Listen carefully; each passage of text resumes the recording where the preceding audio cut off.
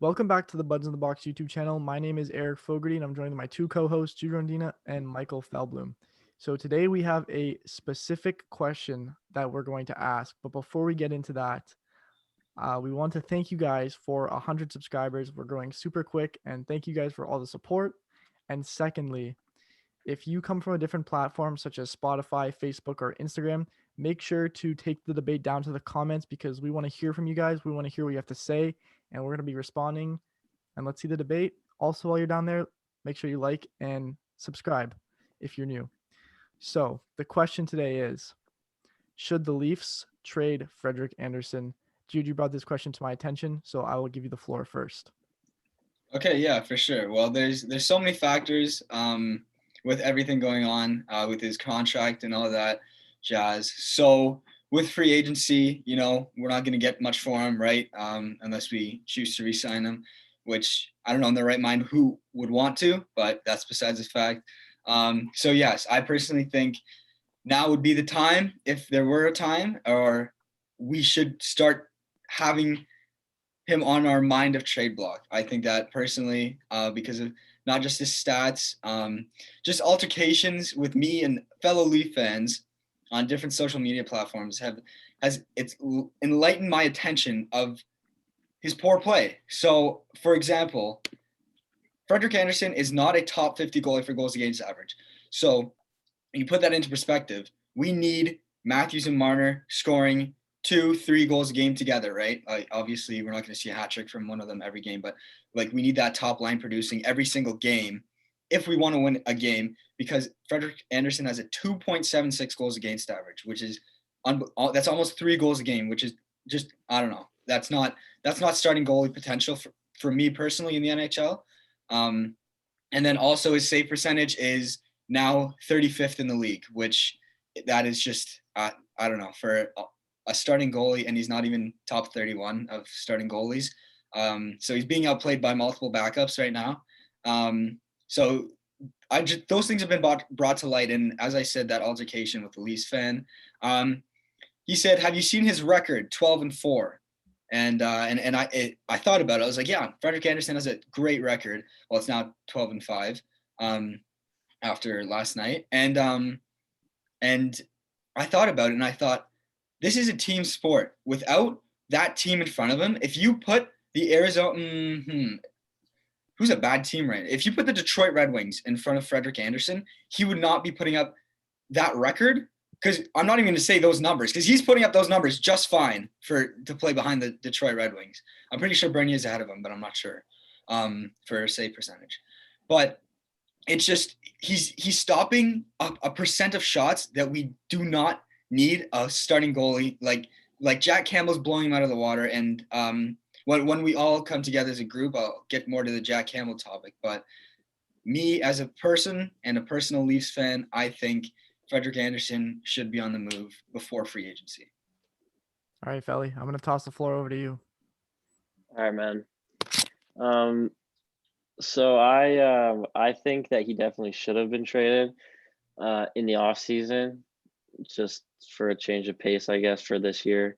I mean, they're still winning games and whatever, so I'm happy. But in terms of Andersen himself, I think he has potential to be great, and you see flashes of it sometimes. But I think if there was a time to trade him, it would have been a long time ago. In the off season or just after the bubble happened or whatever. So to do it now really wouldn't make any sense because his contract is up. He's already played half a season with Toronto, and really whatever you wouldn't be able to get much for him. If you ask me, I think the most you could get for him is like a fringe starter because his contract is up at the end of the year. So either way, you're not going to be able to get someone who either has a longer contract than him and more skill at the same time. So I definitely don't think that is going to be the case. But with the expansion draft coming up and everything like that, I think it's honestly good to have Andersen on the roster because you don't have to protect him because his contract is up anyways. So if you wanted to sign him in free agency, you could if Seattle picked him up, I'm pretty sure. without having to like protect him. And in that case, we'd be able to the Leafs would be able to protect Campbell rather than Anderson. So I think that he's a good piece to have right now, just in terms of free agency and whatever. But I don't really want to see him on the Leafs next year, if you ask me. But yeah. So I guess that makes my opinion the decider. And I hear both your points. That's why you wanted to go third. Yeah, but I also have I formed my own opinion before this, but Yeah. I'm kind of on the fence. Okay, so hear me out. It wouldn't be smart to trade him because of what you said. Like, he's not really worth much, and it's too big of a risk, right? Sure, Campbell, like what you said, Jude, I agree. Campbell has shown that you put a different goaltender in there, and if they're good, they'll succeed. For example, you put Michael Hutchinson, he had short success with the Leafs, even though he's known as a bad goalie, right? But I just think the sample size is too small for the Toronto Maple Leafs to take that risk and just trade Anderson away, right? We know that Anderson, sure, you said it, he lets in 2.7 goals a game or 2.75, whatever, right? But the thing is, it's still a safe bet that he's going to let that many goals in. You put Jack Campbell in, maybe he's not ready. I'm sure Campbell would probably do fine. It's just too big of a risk, and we haven't seen enough. We've seen too small of a sample size to bring Jack Campbell up to the next level, right? Also, the other point I had is he like you can't really blame him. I feel like you're just putting too much blame on him because I get it. He has been playing really poorly recently, but the Toronto media also likes to take things too far. And if someone has a bad game, they're the scapegoat. And Anderson had that bad game. But the thing that we're forgetting is the Toronto Maple Leafs also played really poorly defensively. Muzzin cannot seem to find his game back since he got that face shield. Justin Hall is not playing like a top 4 D-man anymore. Those things contribute to why Anderson is playing so poorly. And the Leafs need to get their act together defensively. We say on this podcast all the time, Brody is the best at 2-on-1s. Every time he slides, takes the play out. Last game, he did not do that.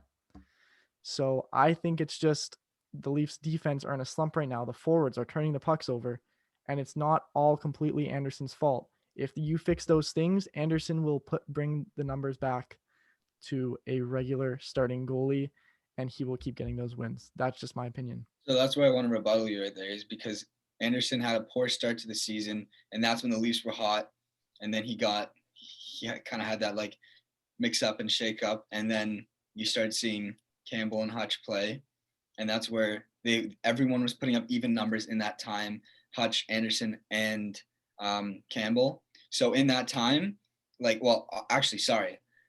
Hutch and Campbell were putting up better numbers than Freddie, but Freddie had that slow start to the season, and then he had those couple of games where he stole us. Like I'll say personally, he had like over 30 shots, and he let in like I don't know, a couple of goals, and it was probably against Montreal or something like that. So he's had those games where like Felly said, the flashes, right?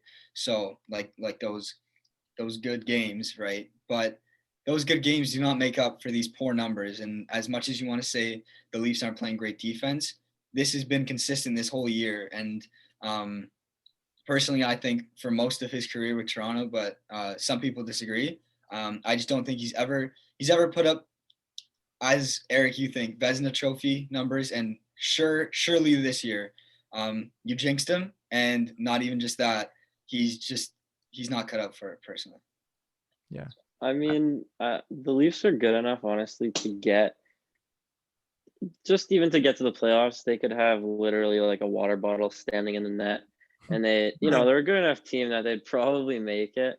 I guess I'm a little biased, but I think they're good enough to make it basically with any goalie back there. You could see it even when Hutchinson was playing, whatever. But Anderson has just never been able to win in the playoffs or just pull out those playoff wins. And that's exactly, to bring a little bit of basketball into it. The Raptors trade DeRozan because they can't win with, or sorry, they trade. Did I say they trade out DeRozan? So yeah, they trade DeRozan away because DeRozan was having trouble in the playoffs, and bring Kawhi in, and Kawhi is a maniac in the playoffs, and they go to win the championship. I think it's kind of like, not the same, but it's similar because Anderson is a goalie who has never won a playoff series before, ever, Well, and he's been in a bunch of series, so he lets in those weak goals, like just from the side of the net against Boston, or like, and those are just things like goals that you can't afford in the playoffs, or like anytime, but especially the playoffs. So I don't know. I think for the Leafs, like, to get a new face next year, I don't know. This year we'll see if he can maybe pull out a series against hopefully a weaker opponent than Boston. I think everyone in the North is a bit weaker than Boston personally, but if they can find a guy next year that can maybe pull out a playoff series, then I'll be happy. Yeah, for sure. Well, I like the Kawhi. I can't think of the word now. The Kawhi example is was a good one, but I think a great example is, it was last night, right? The Winnipeg game. Yeah. That's a goalie that just stole a game for a team. That's what it looks like. That, like, us holding our heads, us talking to the Winnipeg fan, and him saying, "Yeah, he stole us that game." We, like, if we had any other fan saying, we maybe say it once this year. He's probably said that. He could say that 6 times this year with Hellebuck. So that's why, like, even though none of us said Hellebuck for the Vezina, because Winnipeg isn't doing like insane right now. Well, now they are, but Yeah, well, after, yeah, us. But aside from that, right?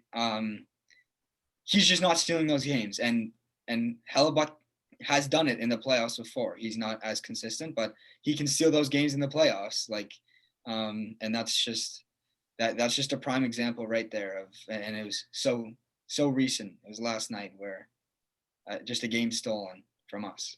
yeah. Well, if And you ask me, like, in order to win a playoff series, a goalie has to steal at least one game, and that's just the way it is. It's so hard for players to play like great games back to back to back to back to back. Like, it's just so hard to do. Like, it's hard for a goalie too, but I mean, you gotta play one. Like, you gotta steal one game with like a crazy save to save the game, or like something. I've just never seen that out of Anderson. I've never even seen the bare minimum really in the playoffs from Anderson. Like, just weak goals that shouldn't be happening in the playoffs. yeah, I agree with both of that. You guys brought up really good points. But I'm gonna conclude it on this note. Leafs fans, you should not be in a panic mode just because of 3 losses in a row. I get it, it's the first time that happened, but you shouldn't be panicking, right? If they lose 5, if they lose 8, well, that's a different story. But for now, we're just going to move on, try and get the next one, and forget what's in the past is in the past. Who knows? Maybe they make a trade before deadline. We'll see. They lose 8 in a row. Keeps getting fired. Dubas is getting fired. Anderson's getting traded right away. I don't think they're gonna lose 8 in a row, but Yeah, I'm just saying that's when it's the time to panic. Yeah.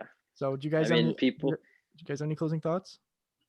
I mean, just to touch on it, you just said 5 losses. I think, obviously, I don't think that's gonna happen. But even if 5 losses were to happen, I feel like the Toronto media and these fans are gonna be going for, like, Yeah. Keith's head is gonna be at risk, his job, and I don't know, like, there's a lot of, like, you gotta win now. It's like a must win next game, honestly. Nice. What? I said Keith would be on thin ice. Very good joke, Jude. Yes, he would. Good joke, Jude. All right. Any other closing thoughts, Jude? No, we're good. All right. we're good. So, thank you guys for watching the Buds in the Box YouTube channel. Make sure to like and subscribe. Thanks for 100 subscribers once again. And remember to comment if you have an opinion. So, thanks for watching, and we'll see you guys next time. Bye for now.